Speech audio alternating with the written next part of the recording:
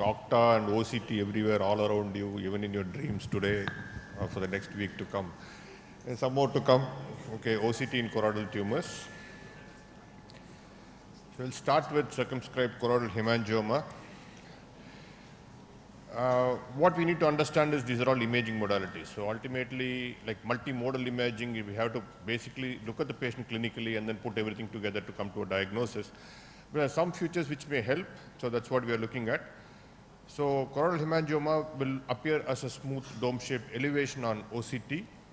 And what we need to understand is here there is preservation of choriocapillaries in contrast to a melanoma or nevus, as you would see subsequently. And in addition, the OCT will show us if there are secondary changes because of the tumor, like subretinal fluid accumulation. So if there's no subretinal fluid accumulation in a hemangioma, we don't treat it, but then this shows us if there is a fluid accumulation, which will help us decide whether to do treatment or not. Other than that, like the OCT characteristics of choroidal hemangioma, that is circumscribed choroidal hemangioma, are dilated medium and large vessels. And there is a sudden change between the normal choroid and the tumor-involved choroid, which shows us where the tumor is ending, which will help us decide where we should treat or from where we should start treating. The clinical utility of the OCT findings are it confirms and quantifies the submacular fluid, so post-treatment, whether it resolves or not, it will help us decide, and identify the margin of the tumor in relation to visually significant areas. So if you want to do PDT, whether the PDT spot will involve the fovea or not, whether it will involve close to the disc or not, is something which the OCT will tell us. And it also helps us prognosticate. So if there is loss of ellipsoid zone, it indicates poor visual prognosis. And it also identifies signs of chronicity, such as the presence of schisis and intraretinal fluid. So when we can tell these patients, like even if you treat, you're not going to get too great a vision after treatment.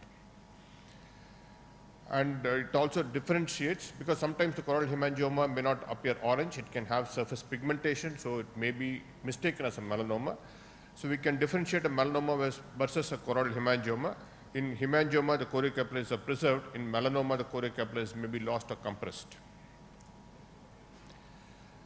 And again, it helps us decide, see if the treatment is working. So this post-treatment, you can see the tumor has regressed and the subretinal fluid has also resolved along with the intraretinal fluid.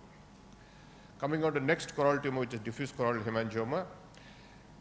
The diffuse choroidal thickening with undulating surface and presence of subretinal fluid or intraretinal fluid are the clinical features, or the OCT features, which you can see in these patients.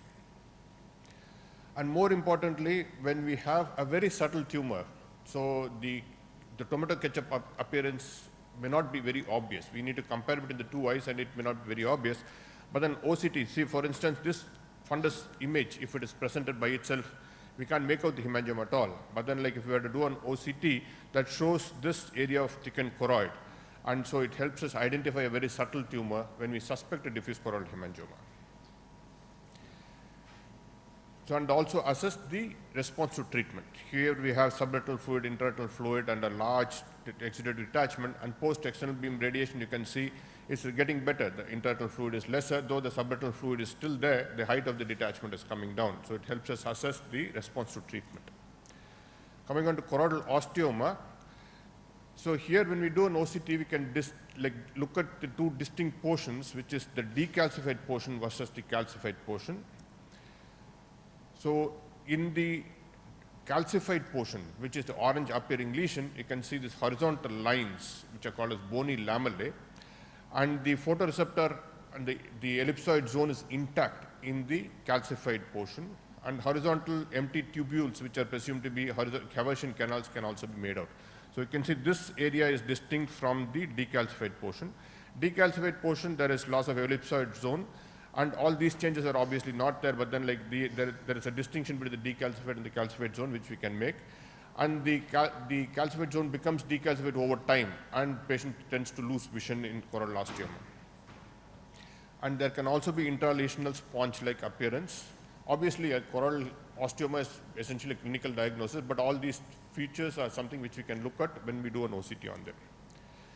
More important utility is to identify and follow up treatment of an associated choroidal neovascular membrane. So there is this patient with an osteoma and a choroidal neovascular membrane. You can see the subretinal hemorrhage and subretinal fluid.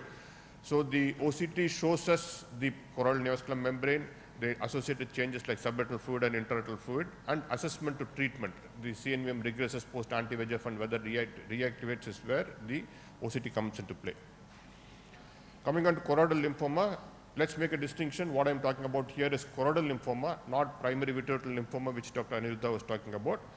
So Dr. Shields has described three distinct appearances based on the thickness of the tumor. So here you can see distinctly thick choroid, but there is not much of a surface irregularity. So when there is a thin infiltration of the choroid, they have found that the overlying surface is calm. But if the infiltration is around 2 to 3 millimeters, you can have this irregular rippled surface. And when it is much thicker, you can have this seasick choroid or much more wavy choroid. So that shows us how much of involvement, thickness of the choroid is involved when you image a choroidal lymphoma with OCT. In addition, there can be associated changes like the subretinal fluid or intraretinal fluid. And what we need to understand is the inner retina is least affected in choroidal lymphoma because it's the outer retina which is predominantly affected. And variable loss of the outer retina like the ellipsoid zone, RP, can also be seen. So this is the distinction between PVRL versus choroidal lymphoma. So here you can see the deposit, which is hyperreflective, is between the Bruch's membrane and the RPE, but here all the findings are under the RPE, under the RPE. So this is hyporeflective and this can be hyperreflective. So this way we can make a distinction between the primary vitreoretinal lymphoma and the choroidal lymphoma. And of course the PVRL will also have vitreous cells and rarely cystoid macular edema as well. Clinical utility in lymphoma, choroidal lymphoma, is identification of early disease because we can make out the thickened choroid on the OCT much better than an ultrasound in the early disease. This differentiation between PVR and choroidal lymphoma and assessment of response to treatment. We'll see the choroid becoming thinner post-treatment. Coming on to choroidal nevus, it's a dome-shaped configuration, homogeneous lesion, compression of the choriocapillaries, attenuation of outer retina, and you can see here the nevus sclera junction. But if the nevus is deeply pigmented, this junction may not be seen.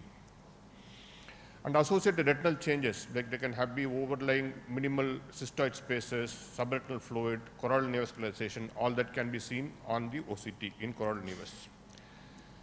Choroidal melanoma is once again dome-shaped, homogeneous lesion, compression of the choriocapillaries, and you can see the subretinal fluid and intraretinal fluid, and outer retinal irregularity and loss. And what is distinct is you can't see the lesion scleral differentiation, in contrast to nevus where we can make out where it is, where the lesion is ending. So clinical utility, you can differentiate nevus versus small melanoma, can see this sclera versus the choroidal nevus end where it ends, but then in the melanoma you can't see it, and melanoma is thicker, and subretinal fluid and intraretinal fluid are much more common in a melanoma in contrast to a nevus, though it can be there, but in the nevus it's less often, and the thickness is lesser. So this is how you follow up a nevus to see if it has become a melanoma. The thickness, presence of subretinal fluid, as well as intraretinal fluid, and the presence of orange pigment. And this is the shaggy photoreceptors. When you see shaggy photoreceptors more, like you tend to think of it to be a melanoma than a nevus. And like there's a publication where they have followed up a patient with ocular dermal melanocytosis. These patients have an increased risk of developing a choroidal melanoma. So they have seen this very, very tiny lesion, but then on OCT if you see, you can see this shaggy photoreceptors, subretinal fluid, and thickening of the choroid. So in a potential patient who can develop a mass lesion, the OCT shows us that they are developing a choroidal melanoma much earlier than any other investigation. Coming on to the last part, that is choroidal metastasis. You may have a lumpy or a bumpy choroidal elevation, and you can see this is where the choroidal metastasis is, and associated changes like subretinal fluid and intraretinal fluid can also be there. So clinical utility, identification of subtle, clinically unidentified metastasis is possible with the OCT, and assessment of response to treatment. So to summarize, so OCT, what does it help us? It doesn't help us diagnose, but then it identifies clinically unapparent disease and differentiates. It can help us differentiate between nevus and melanoma, PVRL versus choroidal lymphoma, helps assess treatment response, and also prognosticate visual outcome. Thank you very much.